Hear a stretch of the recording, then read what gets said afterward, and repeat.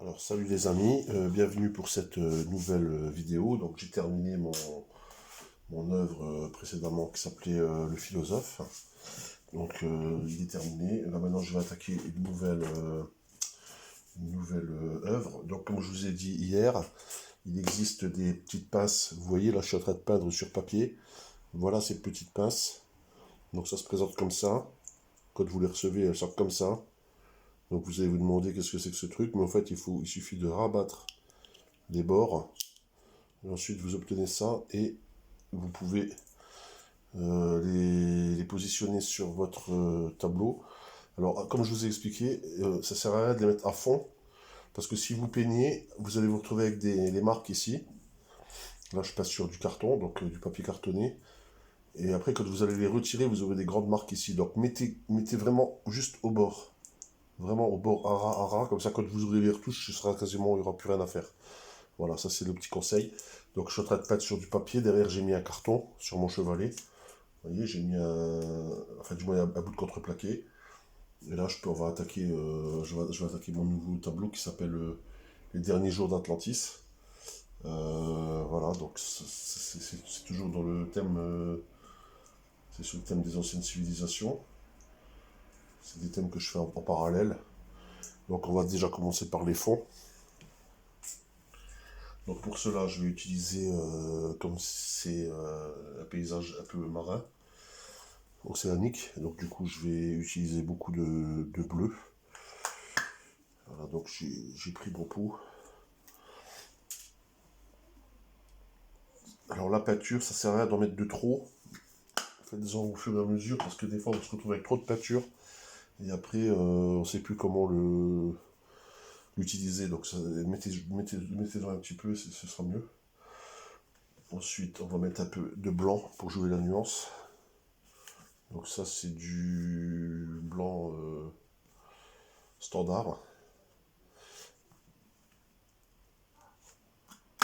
Alors les couleurs primaires, comme je vous disais la dernière fois, à partir de quand vous avez une base de couleurs primaires. Oui Léa? Quand tu peux mettre la tablette? Oui. Attendez, je m'absente 2 minutes. Tiens, ramène-moi là la tablette, mon cœur. Elle est là. T'as dit que ça coule, le temps que ça coule la couleur, tiens. Ramène-moi la tablette, Léa. Attendez 2 secondes, hein. Je reviens à vous. Attends, Léa, je te la mets. C'est qui? Non, non, attends, non, tu viens pas, s'il te plaît, je suis en train de faire un truc. Non, non, non, non, tu viens pas, tu viens pas. Alors, là, c'est la tablette que j'ai achetée pour ma fille, vous voyez, c'est... Bon, en même temps que je fais la peinture, c'est le quotidien, donc je vais vous raconter un peu ma vie. Voilà, donc on attend que ça s'allume, c'est pas mal, j'ai acheté ça sur un site de livraison très connu. Non, tu te mets pas devant l'air, s'il te plaît. Regardez, c'est une tablette, la tablette pour ma fille, c'est sympa, elle peut mettre des jeux et tout, c'est pas mal.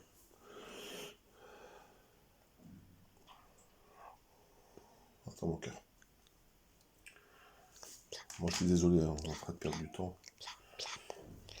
Mais dans la vie, on fait pas toujours ce qu'on veut. Là je vous fais de la peinture en temps réel, hein, ce qui se passe dans le quotidien. Donc, attendez.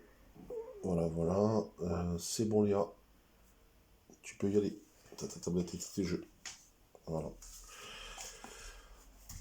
Voilà, donc on continue. Donc là, on va mettre le blanc pour nuancer. On va mettre un peu de noir parce que ça va être un paysage dans la tumulte, hein, parce que c'est les derniers jours d'Atlantis, donc ça veut dire ce que ça veut dire. Donc, on va... J'en suis foutu plein les doigts, donc ce n'est pas grave. Comme je vous ai dit, moi, c'est une chaîne... c'est Roots, hein, c'est pas... Hein. Pas de GoPro, je suis pas en train de faire du ouais salut, ça va, avec toutes les coupures tous les 5 minutes, moi je fais vraiment, je vous explique les fondamentaux. Alors on y va, donc on va commencer, je vais commencer à faire le fond, donc quand vous commencez une peinture, commencez toujours par le fond, donc une petite touche de noir dans le bleu, voilà, donc on rajoute du bleu, ça je vais garder ça comme base, ce sera plus la turquoise. Là on y va, donc là vous balancez avec pas mal d'eau parce que c'est comme là c'est le fond. Donc il faut pas mal d'eau. Et quand vous peignez sur papier cartonné, n'hésitez pas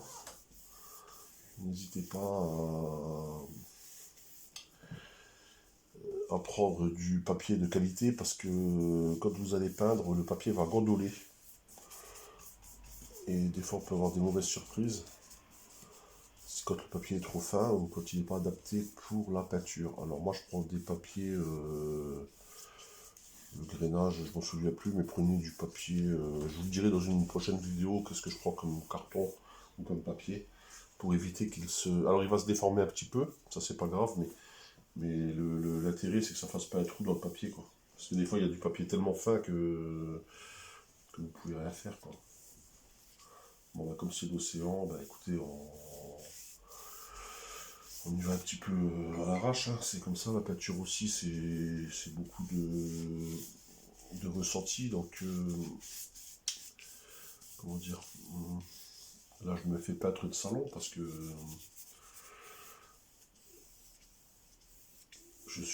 comment dire,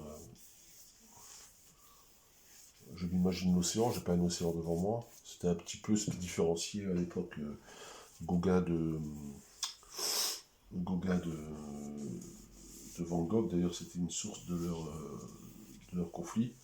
C'est que Van Gogh peignait à l'extérieur, et lui, Van Gogh, il peignait ce qu'il voyait. Enfin, du moins, il réinventait la nature, quoi. Il réinterprétait ce qu'il voyait. Alors que Gauguin, lui, il voyait et il rentrait chez lui. Après, je sais pas ce qu'il faisait chez lui, apparemment, il faisait pas mal de trucs aussi. Et, quand il avait mémorisé son image, il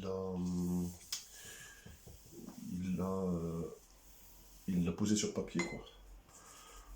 Donc voilà, donc c'était la différence entre ces deux peintres. Et et à cette époque-là, au 19e siècle, fin 19e, début du 20e, il y avait une petite guéguerre entre les peintres d'extérieur et les peintres d'intérieur, ceux qui mettaient leur chapeau de paille, leur chevalier qui peignait, et ceux qui peignaient à l'intérieur. Il y avait une petite. C'est complètement débile, mais bon, à cette époque-là, c'était une source de conflit entre les peintres. C'est complètement con, j'ai vu ça dans une biographie, je sais, mais bon, voilà. Moi, je suis d'avis de dire que chacun fait un peu comme il veut. Mais encore une fois, c'est ce que je vous disais dans la fois, ça c'est la France. La France, c'est un pays comment dire, on aime bien diviser, on aime bien inventer des clans, on aime bien le clivage, donc c'est sûr que même au niveau de l'artistique, donc on aime ça, on a toujours aimé ce truc-là, donc pas chercher à comprendre. Voilà, donc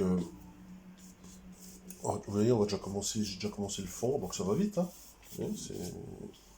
Voilà, donc le papier il n'est pas trop gondolé. Après, il y a une astuce pour pas gondoler le papier. Si vous voulez qu'il soit moins gondolé, d'abord vous le badigeonnez d'eau, votre papier, avec une brosse ou un pinceau. Et ensuite, une fois que vous l'avez badigeonné, vous le. Là, on va faire c'est un peu la nuit, donc je vais mélanger tout avec le bleu au-dessus. Donc ça va être. Finalement, ça me plaît pas trop.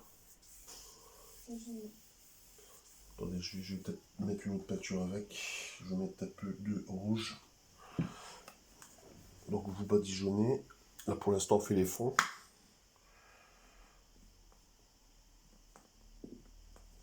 Voilà. Donc, toujours un peu de peinture, pas trop. Et après, comme je vous disais, moi je peins au ressenti, je peins à l'émotion. Je peins pas forcément, vous voyez là mon ciel il a changé un peu de couleur, donc ça va être un ciel un peu. On rajoute de l'eau.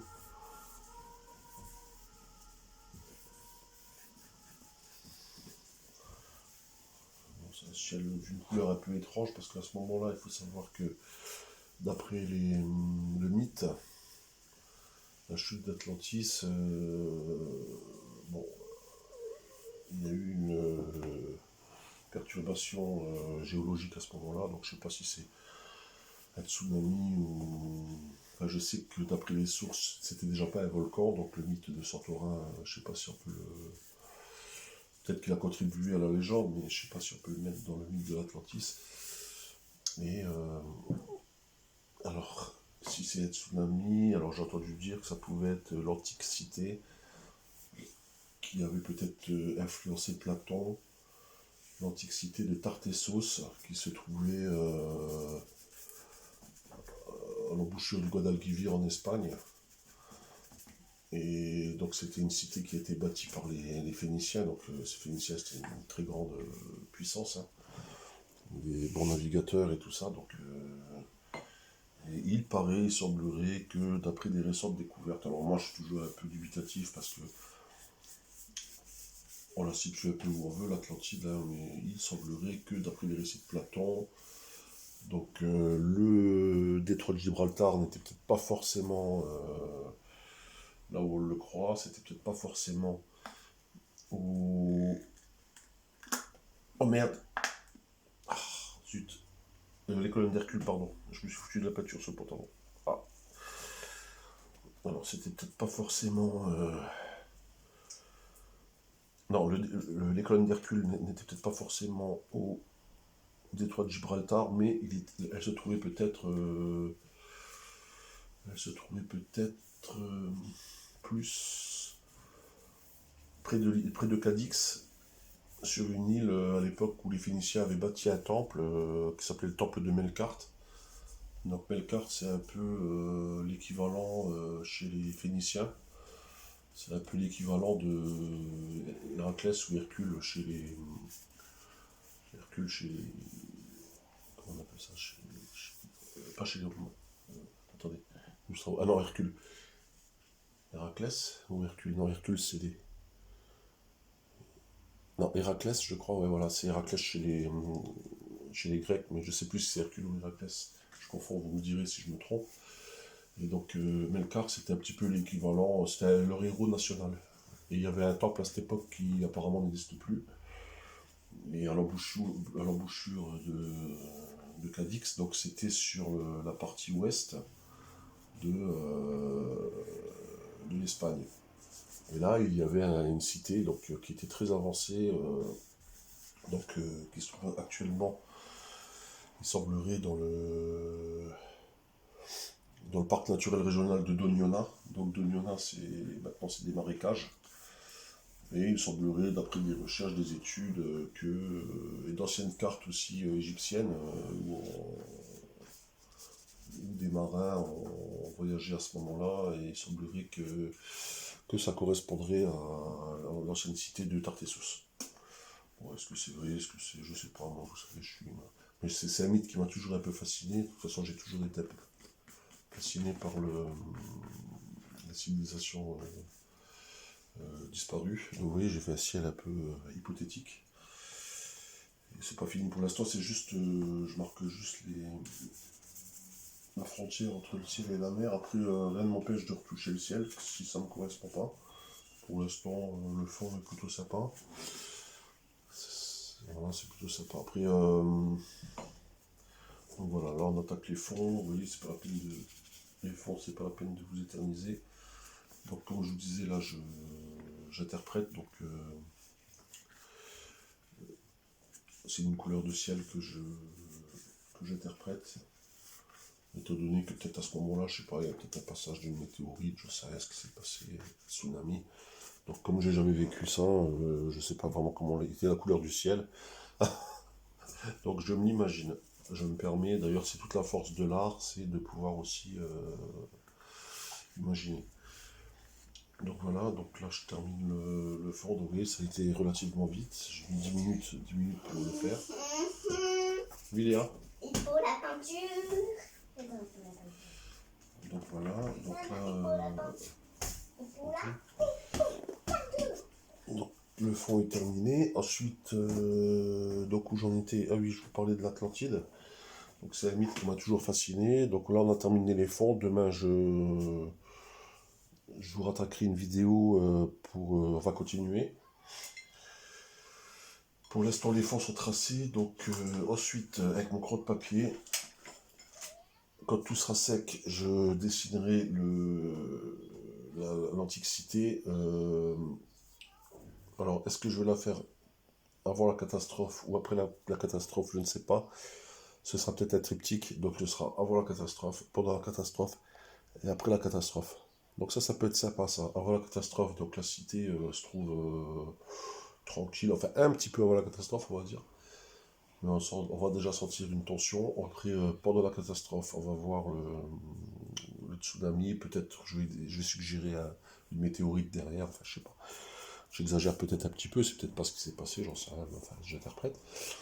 Et après la catastrophe, nous verrons un fond marin et on va s'imaginer être dans un hublot, comme si on observait la séparation entre le ciel et les fonds marins.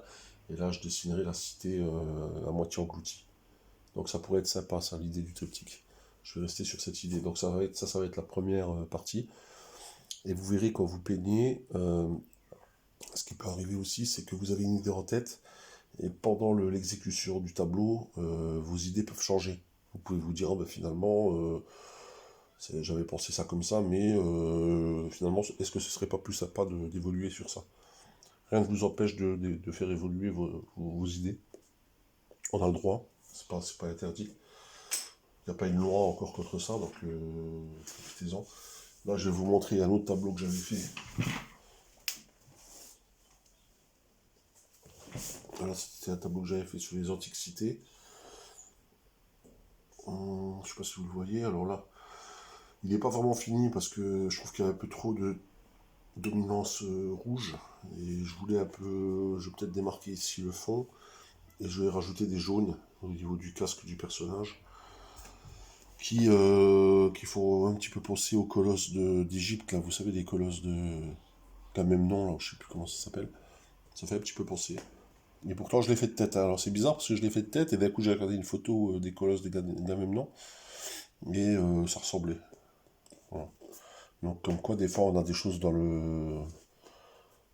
la tête et on le refait et puis finalement, ça existe déjà, ça peut arriver.